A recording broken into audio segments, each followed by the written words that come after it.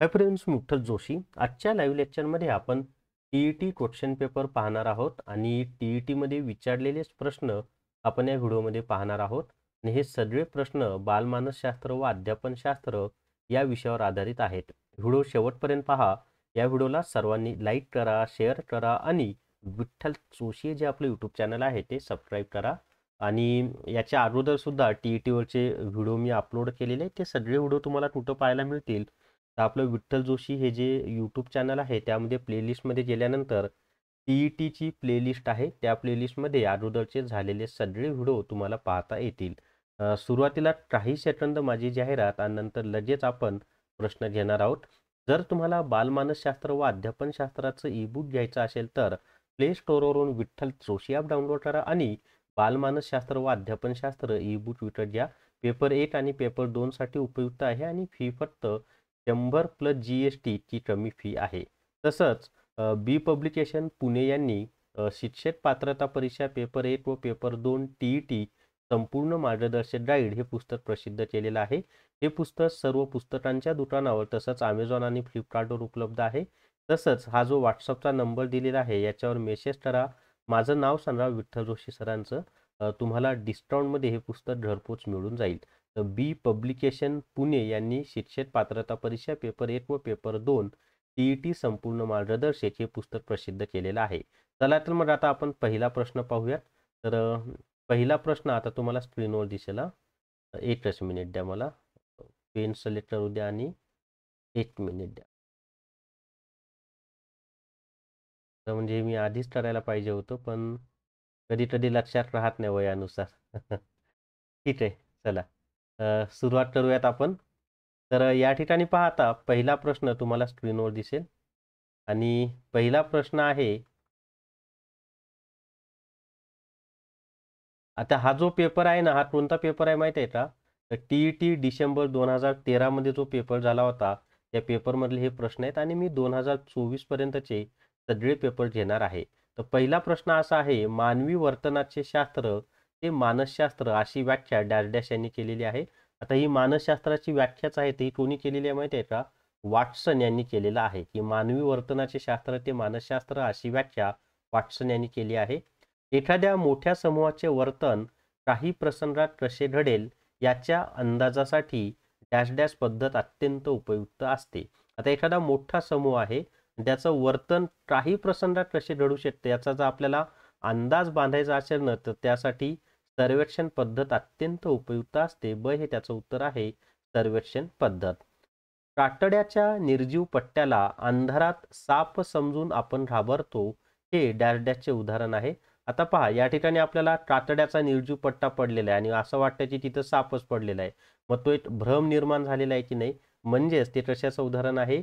इंद्रिय भ्रमाचं उदाहरण आहे. कधी कधी आपल्याला अंधाऱ्या रात्री एखाद्या दोरीचा तुकडा रस्त्यावर पडलेला असेल तरी असं वाटतं की अरे सापच आहे की काय, तर ते इंद्रिय भ्रमाचं उदाहरण आहे. सामाजिक निरीक्षणात्मक अध्ययन उपपत्ती डॅश डॅश यांनी मांडली. तर सामाजिक निरीक्षणात्मक जी अध्ययन उपपत्ती आहे ना, ही अल्बर्ट बांदुरा यांनी मांडलेली आहे. ड हे त्याचं उत्तर आहे, अल्बर्ट बांदुरा हे त्याचं उत्तर आहे. त्याच्यानंतर पाचवा प्रश्न आपण पाहूयात. एकूण 30 प्रश्न आपण पाहणार आहोत या व्हिडिओमध्ये. पाचवा प्रश्न आहे, साधक अभिसंधान पद्धतीचा उद्गाता डॅश डॅश होय. आता ही जी साधक अभिसंधान पद्धती आहे ना, त्याचा उद्गाता हा BF स्किनर हा आहे. ब हे त्याचं उत्तर आहे. कवी, लेखक, कलाकार, चित्रपट यातील कल्पना डॅश डॅश प्रकारच्या असतात. आता एखादा कवी असतो किंवा लेखक असतो, कलाकार असतो किंवा चित्रपट असतो, यांच्या कल्पना कशा असतात माहिती आहे का? तर त्या कल्पना ह्या सृजनात्मक असतात, ज्याला आपण क्रिएटिव्ह असं म्हणतो की नाही.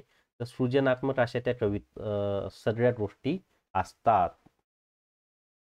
त्यानंतरचा प्रश्न आहे पहा, अध्ययन विषयक क्षेत्रीय उपपत्ती डॅश डॅश या मानसशास्त्रज्ञांनी मांडलेली आहे.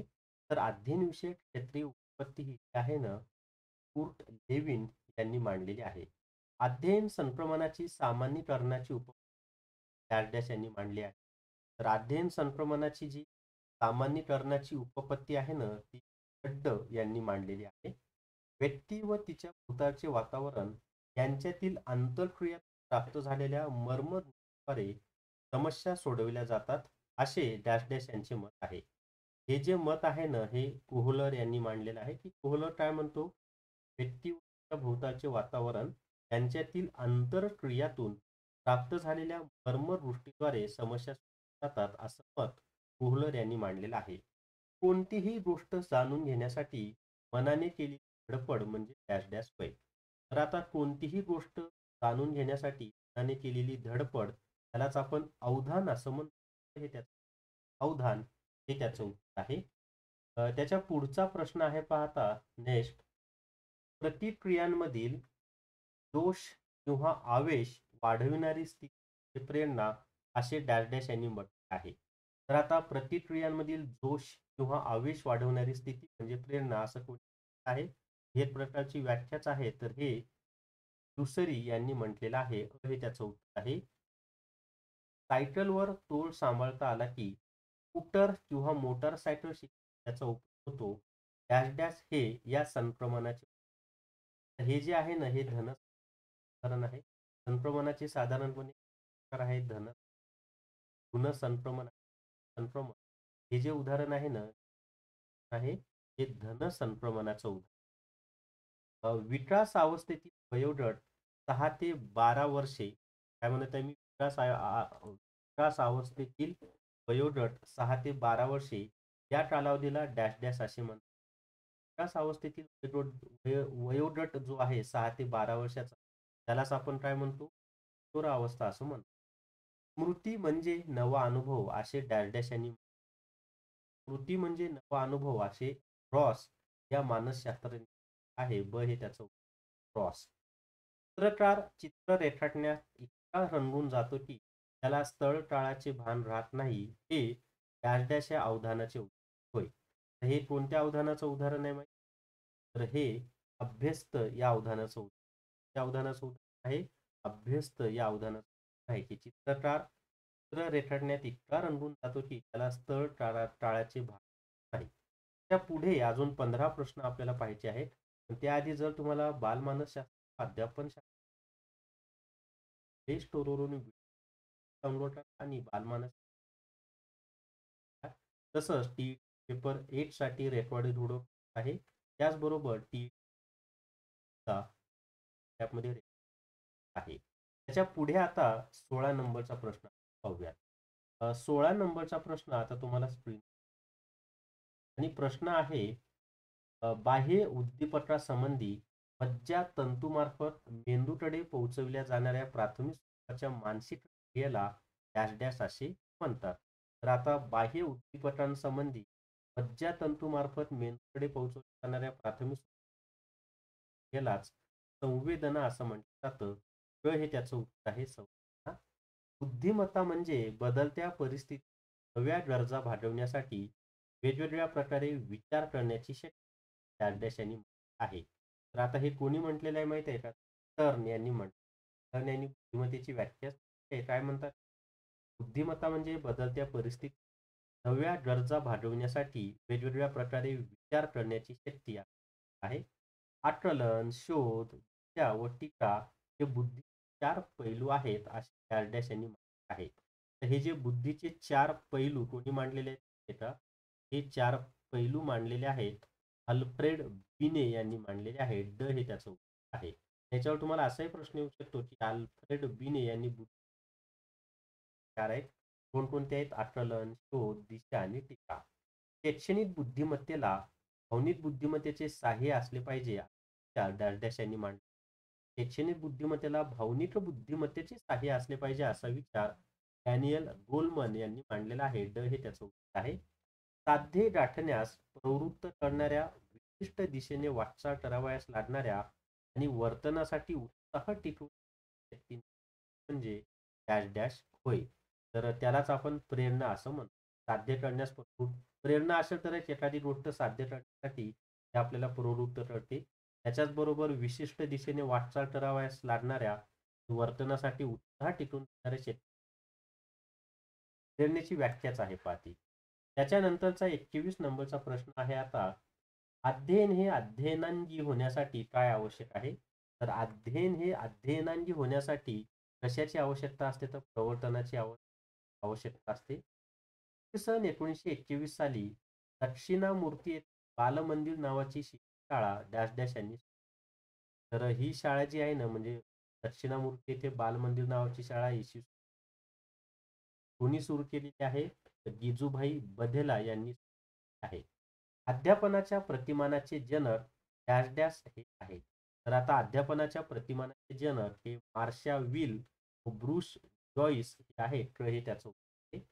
सजीवांची लक्षणे हा पाठ शिकविताना शिक्षकांनी सुरुवातीला विद्यार्थ्यांकडून सभोवताली असणाऱ्या सजीवांची माहिती काढून घेतली.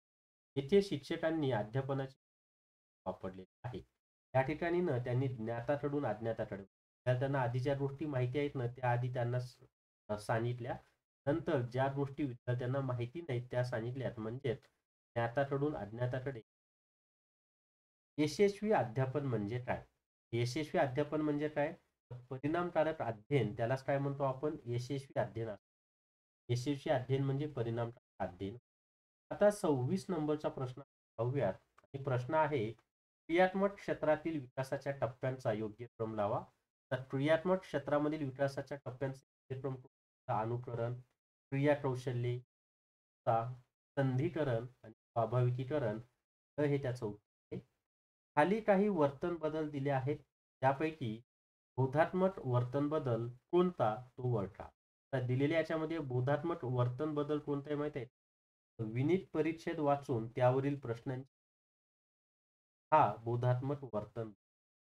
खालीलपैकी कोणती मुले विशेष शिक्षणाची गरज असणारी नाहीत ते सांगा. विशेष शिक्षणाची गरज असणारी नाहीत असं दिले बरं का. याच्यामध्ये ना अध्ययन क्षमता असलेली जी मुलं आहेत, ती जी आहेत ना ती विशेष शिक्षणाची गरज असणारी मुलं नाहीत. म्हणजे त्या मुलांमध्ये अध्ययन क्षमता असते, त्यांना विशेष शिक्षण गरज. अध्ययनात क्रियाशीलता कोणत्या स्वरूपाची असते? तर अध्ययनामध्ये जी क्रियाशीलता असते ना, कोणत्या स्वरूपाची असते? अध्ययनामध्ये असलेली क्रियाशीलता शारीरिक व मानसिक स्वरूपाची असते. हे त्याचं उत्तर आहे, शारीरिक व मानसिक. अध्यापन शास्त्र म्हणजे काय? तर आता अध्यापन शास्त्र म्हणजे पद्धती व प्रतिमान बरोबर आहे, तत्व बरोबर आहे, अध्यापन बरोबर आहे. म्हणून याचं उत्तर आहे ड वरील सर्व हे त्याचं.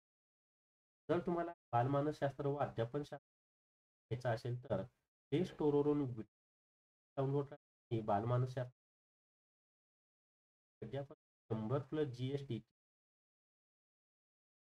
तसंच टी-ई-टी पेपर 1 चा रेकॉर्डेड व्हिडिओ कोर्स उपलब्ध 500+ GST. टी-ई-टी पेपर 2 चा रेकॉर्डेड व्हिडिओ कोर्स सुद्धा उपलब्ध आहे 500+. आणि बी पब्लिकेशन पुणे यांनी पात्रता परीक्षा पेपर 1 व 2 टी मार्गदर्शक गाईड हे पुस्तक प्रसिद्ध केलेलं आहे. हे पुस्तक सर्व पुस्तकांच्या दुकानावर तसंच अमेझॉन आहे. तर या व्हिडिओमध्ये एवढीच आणि धन्यवाद. थांबूया. थँक्यू.